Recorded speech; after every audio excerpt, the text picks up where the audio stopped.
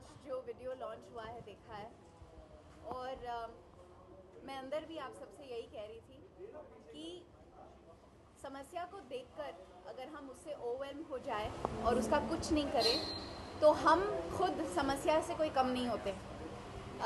हमारे देश में बहुत सारे बच्चे, बहुत सारे लोग हैं जो विजुअली इम्पेयर्ड हैं। अगर हम उनकी ज़रूरतों को अनदेखा कर दें तो हम भी अंधे हैं फिर, क्योंकि अगर हम नहीं जानेंगे, हम नहीं एहसास करेंगे कि उनकी क्या ज़रूरतें हैं तो as a society we will remain blind. We need to change that. मैं उपासना की शुक्रगुजार हूँ जो उन्होंने आज मुझे यहाँ पे बुलाया।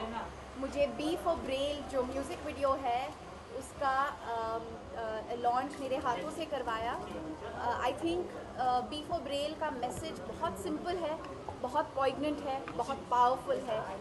वो समाज से, सोसाइटी से अपील कर रहा है, कह रहा है कि हमारे देश में सबसे ज़्यादा विजुअली इम्पेयर्ड लोग हैं जिनको पढ़ने की इच्छा है, वो पढ़ सकते हैं, लेकिन उनके लिए किताबें काफ़ी बहुत कम हैं। हमें और ऐसी किताबें बनानी हैं, उन तक पहुंचानी हैं, उनको भी पढ़ने का जो पढ़ने से जो शक्ति मिलती है, जो खुशी मिलती है, जो एहसास मिलते हैं, वो उन तक पहुंचाना हमारी जिम्मेदारी है। मेरी अपेक्षा है मीडिया से कि आप इस मांग को, इस ज़रूरत को, इस चाह को, इस इच्छा को लोगों तक पहुंचाएंगे, उनके दिलों में वही प्यार जगाएंगे जो उपासना ने हमें ये वीडियो आज जो दिखाकर हमारे दिलों में जगाया है। एंड आज सुबह में ही मैंने बहुत इंटरेस्टिंग आर्टिकल पढ़ा एक छोटे से बच्चे के बारे में जो विजुअली इम्पेयर्ड है और जिसने रिसेंटली एक टाइक्वांडो का बेल्ट जीता है इंटरनेशनल कंपटीशन में। जब हम ऐसे कहानियाँ सुनते हैं तब हमें एहसास होता है कि disability is a perception of society.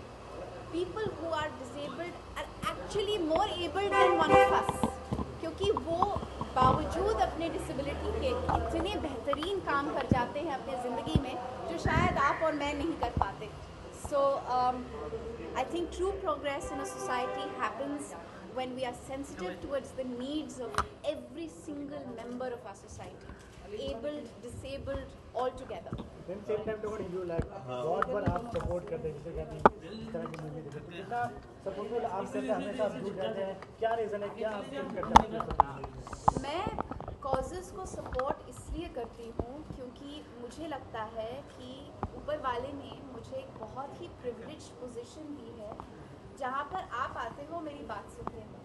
अगर मैं इस बात का फ़ायदा अच्छे ढंग से उठा पाऊँ और आप तक अच्छी बातें पहुँचा पाऊँ तो मेरी जिम्मेदारी मेरे खुद की तरफ बढ़ जाती है। मुझे खुद में एक खुशी महसूस होती है। मुझे ऐसा लगता है कि एक आम नागरिक, एक हिंदुस्तानी होते हुए मैं अपना रिस्पॉन्सिबिलिटी निभा रही हूँ, कुछ कर रही हूँ अपने तरफ से। दिया एक हटके सवाल है, इस इवेंट के बारे में बात होगी, डॉक्यूमेंट्री के बारे में बात होगी। सेंसर बोर्ड का जो मामला है आपने भी सुना होगा, देखा होगा, कभी पर्सनली कभी आपने उसको फेस किया?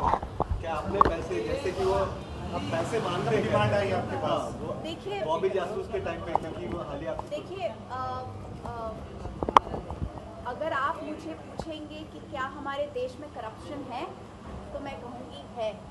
अगर आप मुझसे पूछेंगे कि क्या फिल्म इंडस्ट्री का हिस्सा होते हुए हम इस समस्या को लेकर जूझते हैं तो मैं कहूँगी जूझते हैं। मैं जानती हूँ जब मुंबई जैसे शहर में अगर आपको सड़कों पर शूट करना हो तो परमिशंस के बावजूद कितने लोग होते हैं जो बार बार आपके काम में रुकावट डालते हैं, आप पर प्रेशर डालते हैं, पैसे की मांग करते हैं, बहुत मुश्किल होता है। रही बात सेंसर बोर्ड की तो मैं उस पर कमेंट नहीं करूँगी इस वक्त, क्योंकि the matter is under investigation और मैं जानती हूँ कि जितनी भी फिल्में जनवरी से अभी तक रिलीज़ हुई हैं वो भी इन्वेस्टिगेट होंगी किसी भी लेवल पर, क्योंकि ऑब्वियसली अगर एक बोर्ड चीफ के ऊपर कोई क्वेश्चन उठे हैं तो उनके इर्द गिर्द जितनी भी चीज़ें आई हैं या गई हैं होंगी। मैं सिर्फ एक बात हाईलाइट करना चाहूँगी कि हमारी फिल्म में सर्टिफिकेशन को लेकर कभी कोई प्रॉब्लम नहीं हुई।